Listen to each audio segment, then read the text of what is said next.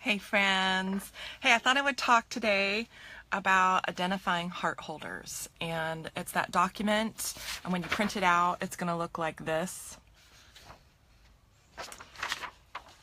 And I want to tell you about why it's here. Some of you have already started the process of forming your group. You've already started to make your list and identify who your heart holders are. And I just wanted to walk through this just to make sure I'm clear. Oh, somebody's here. Who's here? So the first thing it's on your list is, oh, hi, Megan. Welcome. Hey, you. So it's, how do you feel about myself? How do I feel about myself when I'm with her? Oh, I'm looking down here, Megan. There's some notes. So this is really important. Hi. How do I feel when I'm with this woman? So you may think of a friend. You may think, oh, I love her. I'd love to get to know her more. And then as you go through this list, you may decide, oh, maybe not. I want you to be really careful about who you choose. Oh, somebody else is here too. We're on together. Woohoo! Anyway, I want you to be thinking about how you feel around her and evaluating when you think of a woman, when she's on your list. It's really important that you go through this. And the first thing is deciding, how do I feel when I'm with her? Now, this is something there's some things in here I had never even thought of that Connie had brought up to me. So do you feel accepted? Do you feel approved and appreciated? Do you feel like you have something to offer her and that you're on, this is the biggie, are you on equal standing? I realized a lot of my friendships in the past were not on equal standing. And it wasn't them, it was me. Because of my issues, I got a lot of them, girls, because of my own issues, I was looking for friends who I could help, who I could mentor, who I felt like they needed me more than I needed them. Yeah, it doesn't make for great friendships. It's called mutuality. And that's what we're looking for here, is mutuality. Not somebody that you look for. So it works both ways. So if you find yourself looking for women who you can look up to, they're your mentors, right? You want to learn from them. You want to stay away from that. You're trying to look for, hi Roxy, we're looking for this kind of level playing field. So for me, I was looking for a woman who needed me, which I'm not looking for that anymore. That's the worst. I'm finding friendships where we're on equal standing, where I feel like I have stuff to give and she has stuff to give. And I feel like I can tell her things and she's not going to tell me I'm wrong. She's not going to make me feel like I'm little, right? All of that stuff's really important. So that's that mutuality. It goes both ways. If you at all are feeling shame or criticized when you're around her, you feel judgment, you feel less smart than her, or more smart, right? Or you feel less of a person, this is not the woman that you want in your Embrace You group. Yeah, take her out to coffee, enjoy spending time with her, but this is not going to be the place, because that doesn't create an atmosphere of safety. Does anybody have any questions about that? Both Roxy and Megan are on here. Does that make sense, you guys? Let me know in the comments.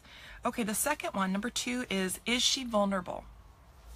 And again, we're looking for mutuality. So she struggles. Oh, good. Thanks, Megan. She struggles and shares with you, and you struggle and share with her. Okay, it's this back and forth. Some days she's going to share a lot more with you, and other days, oh, good. Other days you're going to share a lot more with her, depending on what's going on in your life. But there's this mutuality, right?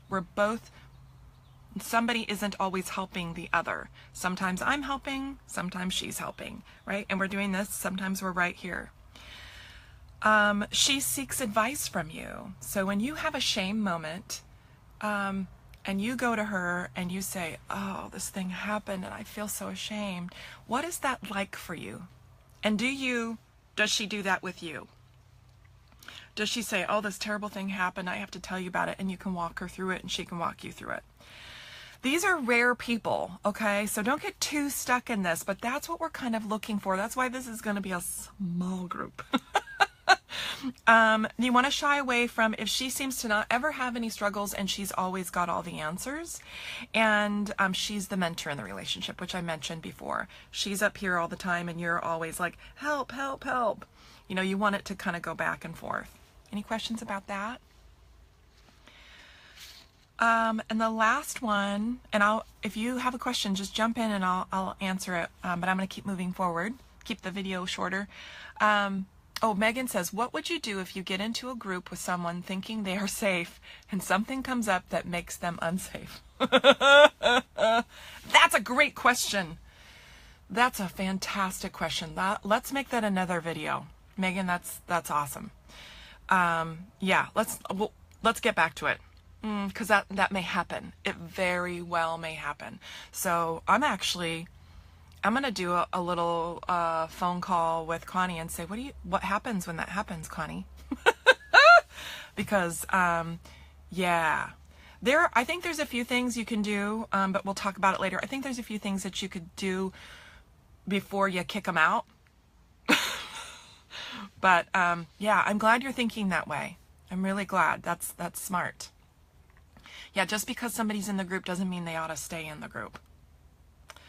And here's the other thing, Megan, that we'll address later, is that there'll be times when we all kind of don't play it safe. There'll be times when we cross the line, and we'll talk some more about that. How do you handle that as a group when the conversation is heading the wrong way?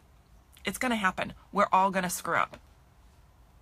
Okay, so I'm going to get back to that. That's an awesome question. Okay, the last one. How does she react when you tell her a shame story? I kind of covered this already. Something that you did that was embarrassing, outrageous, that showed you as imperfect. I want to make sure there was anything else I'm missing. Okay, so what is it like when you tell her something vulnerable? Okay. She listens and responds with compassion. That's what you want to gravitate towards. So she's going to say empathic things. She's going to say, oh man, that's so hard. I've done that dance. I hate that feeling. Now that's different than one-upping you. That's like, oh, you think that's bad, let me tell you. And a lot of times people will do that. They'll try to one-up you because they're uncomfortable with what you just said. And that isn't, we're not looking for that. The one-upping is not empathic at all. That's something that you can talk about a lot in your group is, and we will be talking about a lot in the group, is empathy. You don't have to have the same thing happen to you to feel empathic or to share empathy with someone, right? You just don't have to. It's all about feelings, okay? I've had a similar type feeling. It was a totally different situation, but I've had that feeling. That's really hard. And there's very little you actually have to say. We're going to talk a lot about empathy in our groups. So you want to gravitate towards a woman who's going to have empathy towards you. And then she shares some of her own vulnerabilities, not to one-up you, like I mentioned. And it's I get it. I get you. You're not alone. Okay? I've been there. Ugh. I hate this for you. I hate this is happening to you. I don't like it. You know, those type of things. The things you want to shy away from, I'm looking to see if there was anything else there. Because I added some. I think I got it. Okay. She blames somebody. That's what you want to shy away from. If you find that she's like, okay, where's that guy? I'm going to kick his butt. Right? That's not empathy. She's going to make it all better. And that one's a hard one when you just shared something vulnerable and she's like, okay. Let's see, I'm looking to see what I said. It wasn't that bad. You're exaggerating. Everyone loves you. So she's completely dismissing your feelings. That doesn't feel good either. You don't want somebody like that in your group. I mentioned that she's got to one-up you. She scolds you. How did you let that happen? You know, kind of the, what's wrong with you? Not empathy. She feels shame for you. She feels sympathy. Oh, you poor thing. And she's disappointed in you. You've let her down. Like maybe you don't hear from her for a while because she's so disappointed in that thing that you did. So these are, I say shy away from these things. Now, maybe once in a while we do these things. We don't mean to. We just do them. And so I'm not saying that. This is not a real rigid. If she's ever done that to you, she's not a heart holder. It's on the whole. How do you feel when you share things with her? Do you feel like she gets you? Do you feel like, do you feel better after you shared? Because shame, when we're vulnerable, if we share a shame thing, when we speak it out loud to somebody who is safe, who's going to be empathic, who is empathic, the shame dissipates. You feel better. You feel like you let go of it. So if you share stuff with her and you feel worse, that's a good sign you probably don't want her in your group. Does that make sense? So avoid trying to be real black and white. But also, if overall this is how you feel with this woman, go to the next person on your list and go through these same questions. Anybody? The two of you? Anybody have any other questions about the identifying heart holders? Just about asking those questions of yourself? Anybody? Okay, well, if you don't, that's fine. I'll get back to you about what do you do if they're in your group, how do you handle that?